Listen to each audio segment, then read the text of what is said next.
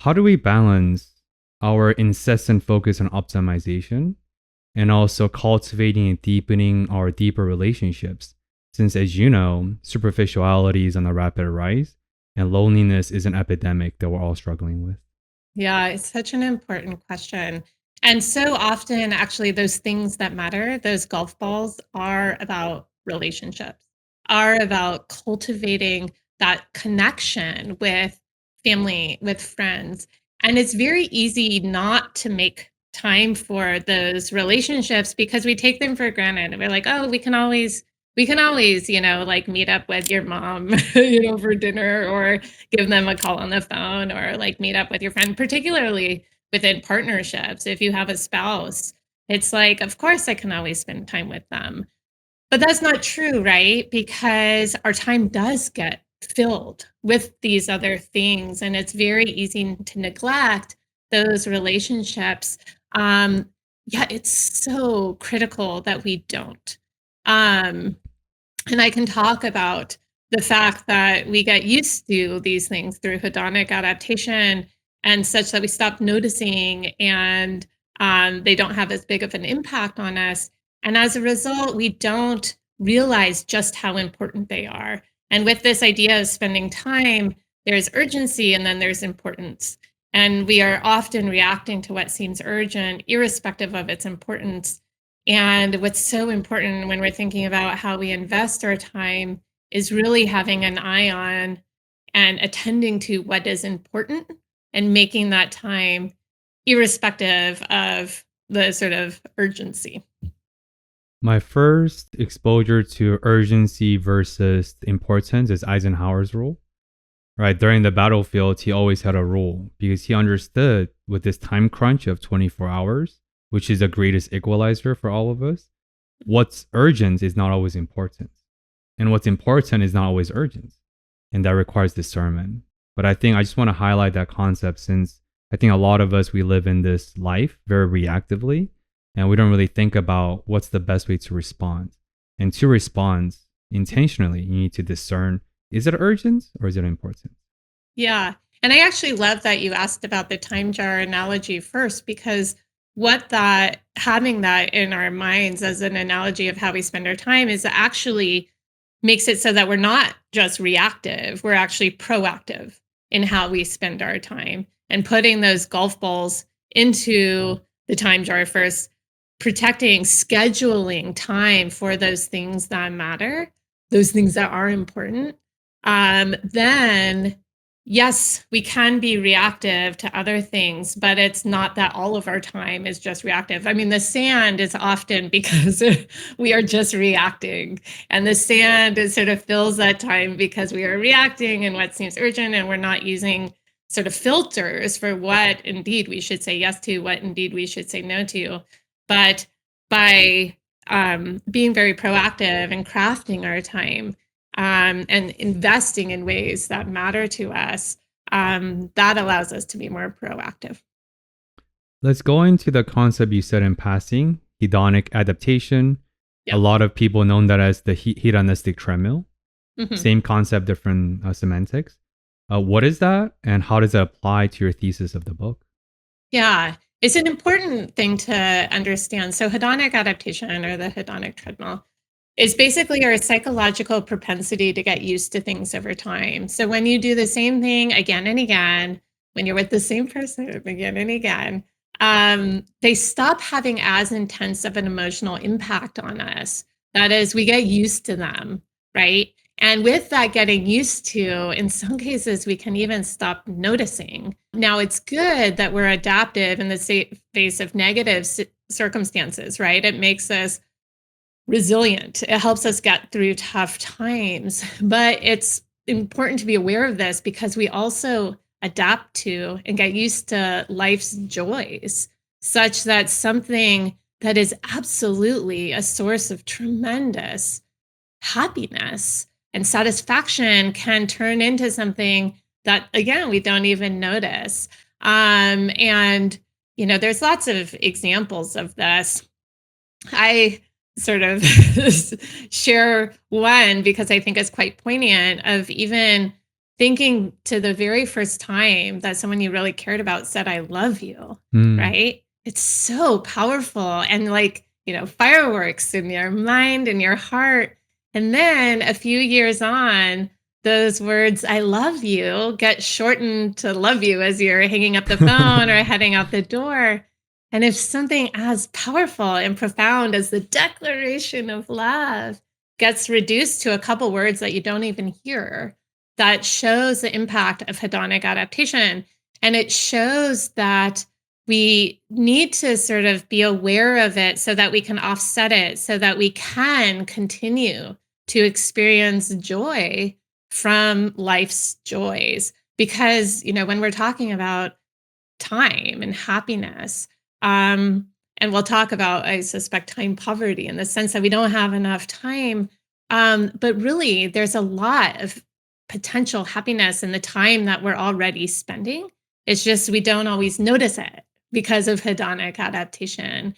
And so we need to sort of figure out ways, how do we continue to pay attention when we're spending time in these wonderful, potentially joyful ways, but also being intentional about, the golf ball analogy again is making time for those things, those people that are important, even though it doesn't seem necessarily urgent. And of course, your spouse is going to, say, I love you the next day as they're heading out the door.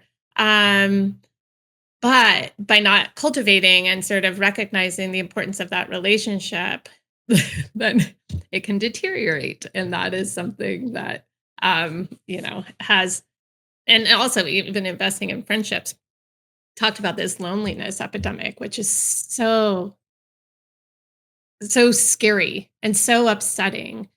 Because, as a happiness professor, if there's anything that actually is so critical to our well-being, it is those having strong supportive relationships.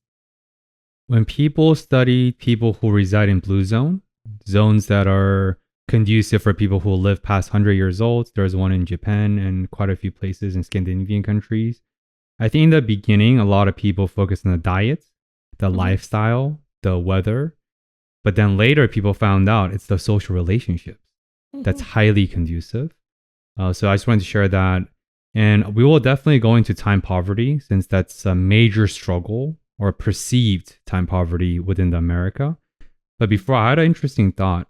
I learned this concept last month called productivity dysmorphia. It's people, and I think you struggle with this in your book early on, as you talked about before your tiles and canvas analogy. We're doing so many different things, and I think we spend a lot of effort systemizing our life that's conducive to the conditions that we have so we can uphold meaningful things that we do, business, projects, whatever. But then over time, through the phenomenon of hedonic adaptation, we get used to that level of busyness and optimization.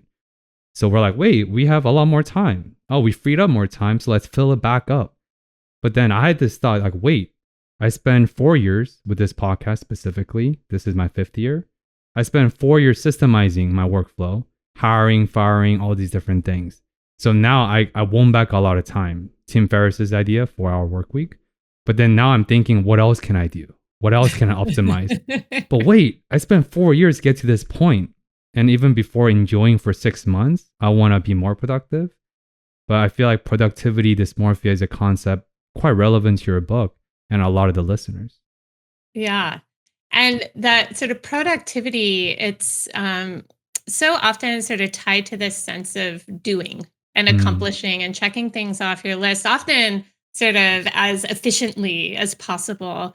Um, but that sort of misses the point that in our investment of time into what matters, um, that it's not about how much time you invest, and it's not even about how many things you accomplish. And so, what it is really sort of in thinking about what's worthwhile and investing the time that's required for that. And it doesn't, that sort of optimization is a good thing because it's being intentional and making the most of everything, but it so easily can sort of shift into like doing as much as possible, as quickly as possible, and efficiently as possible, which moves us through things, but doesn't actually allow us to allow us to really be in that space. Um, and there's so much value to being, create like you've created the time that you've opened up. And instead of like what's next, what's more, is actually giving yourself the opportunity to sort of settle in and enjoy what you've created. Um, and if you are investing in what matters to you, and then you have freed up time to holy camole, like God forbid you have time to like just be relax, even think about, something new or sort of really sort of dig into and settle into and appreciate the time that you're currently spending. There's a lot of value there.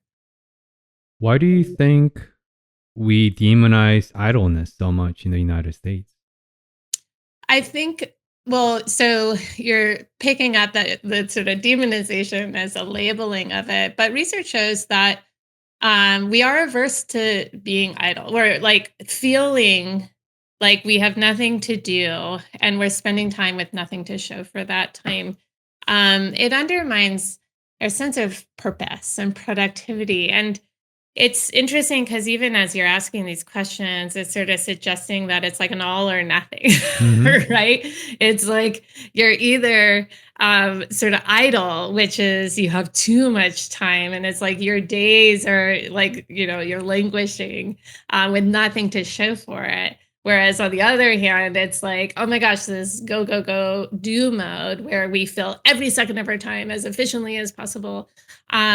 But even in my research, actually, when we looked at what's the relationship between the amount of discretionary time people have and their happiness satisfaction, we see that it's an inverted U shape. So it's not linear. It's not like all or nothing. It's really actually too little time is bad, having too little discretionary time. But we also find that having too much discretionary time is also bad. But there's a wide range in the middle.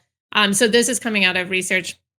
I don't know how much you want me to get into the details, but analyzing the American Time Use Survey data, so it's tens of thousands of working and non-working Americans, where we see that in that data set that having between 2 and 5 hours of discretionary time in the day, it's actually flat. There's no relationship between how much time you have in your happiness or life satisfaction, which is interesting because yes, it shows extremes are bad. Idleness is bad, the too much time, more than 5 hours in our data. Too little time is bad, less than 2 hours of discretionary time. But in that time in between, there's not a relationship. So then it is really a question of how do you invest in that time? Are invested are you in that time? And also that ability to be in that time and not sort of thinking of like what's next, but actually in the time that you're spending, really allow yourself to pay attention during it.